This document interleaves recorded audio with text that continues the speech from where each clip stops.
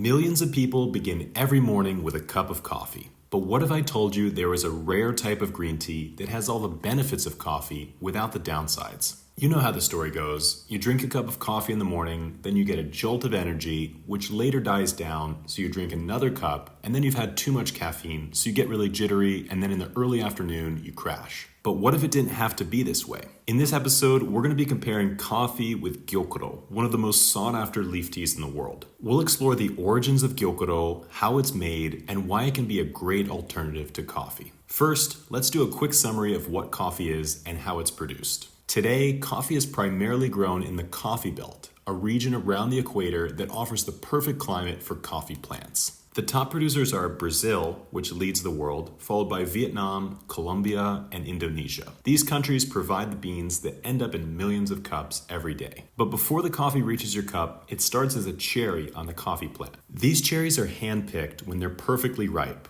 often on steep, mountainous terrain. It's a labor-intensive process requiring skill and precision to select the best cherries. Once harvested, the cherries are processed to remove the beans, which are then dried in the sun. After drying, the beans are roasted, which is where the magic happens. The roasting transforms the raw beans into the aromatic, flavorful coffee we love, with each roast level from light to dark, bringing out different nuances in taste. Of course, what most people know coffee for is its content of caffeine. Caffeine acts as a stimulant as it quickly enters your bloodstream and makes its way to the brain. There, it blocks a neurotransmitter called adenosine, which is responsible for making you feel tired. With adenosine out of the way, other neurotransmitters like dopamine and norepinephrine get a boost, increasing your alertness, concentration, and even your mood. Essentially, caffeine tricks your brain into thinking it's not tired, giving you that much-needed energy boost. But caffeine doesn't only exist in coffee. It's also found in tea and even chocolate. But isn't the caffeine content in tea extremely low? How could it ever compete with coffee? Later, we're going to show you why this magical tea called Gyokuro can have even more caffeine than a cup of coffee. So by contrast, the tea plant is native to southern China, East India, and Myanmar,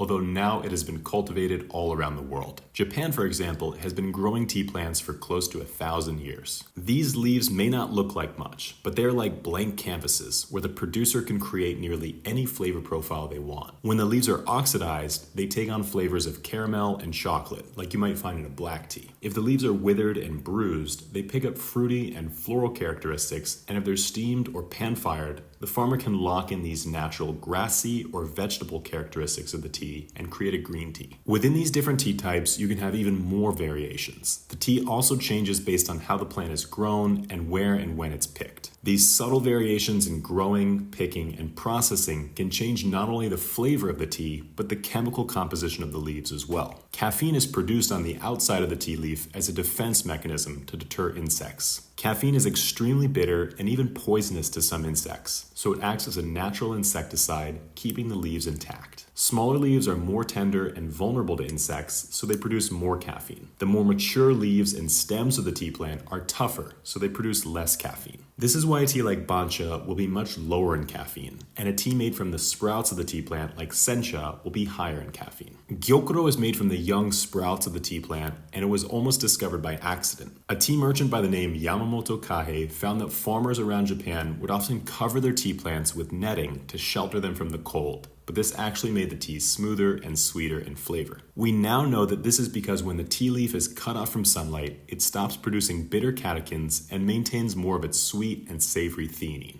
an amino acid found in tea. The tea merchant began experimenting with different shading methods and finally found one that yielded extremely dark green leaves. They even produced a jade color residue in the production process, so he named the tea Gyokuro, or jade dew. Thanks to the high theanine content, the flavor of this tea was incredibly sweet and even savory, like a soup. The tea eventually became the tea of choice for the emperor, earning it the nickname the Emperor's Tea. Gyokuro is still the most sought-after leaf tea in Japan, and after traveling around the country and sampling dozens of different Gyokuro teas, the best we've found are the ones produced by Mr. Sakamoto, and you can find them on our website, neoteas.com. But now let's compare the superpowered Gyokuro versus coffee. Coffee is made from the ground and roasted seeds of the coffea plant, and gyokuro is made from tightly rolled, shaded tea leaves. Already you notice a huge difference in the two drinks, but let's talk about the flavor of coffee versus gyokuro. Both may be considered an acquired taste. When it comes to coffee, depending on the roast and origin, you might notice bright citrus notes, rich chocolate undertones, or deep caramel sweetness. It's a balance of bitterness, acidity, and earthiness, with endless variations that make each cup unique. Gyokuro, on the other hand, has a strong, sweet and savory flavor. It almost tastes like a hearty bowl of miso soup. It has a thick texture with notes of seaweed, steamed vegetables, and even a hint of saltiness. The flavor is truly unique and unlike anything else in the world of tea. So now let's compare the caffeine content of gyokuro versus coffee. A regular cup of coffee contains 90 to 100 milligrams of caffeine, whereas a serving of gyokuro could have as much as 120 milligrams of caffeine. This higher caffeine content comes from the leaf selection and the long shading process. When the tea plant is cut off from sunlight, it's put under a lot of stress, so it produces more caffeine to defend itself. It takes a skilled tea farmer to keep the tea plants alive during the long shading process, and it takes even more skill to produce this tea without the use of chemicals or pesticides like Mr. Sakamoto does. But if it has so much caffeine, why don't you get the same jolt with gyokuro versus coffee? The difference comes down to the presence of L-theanine,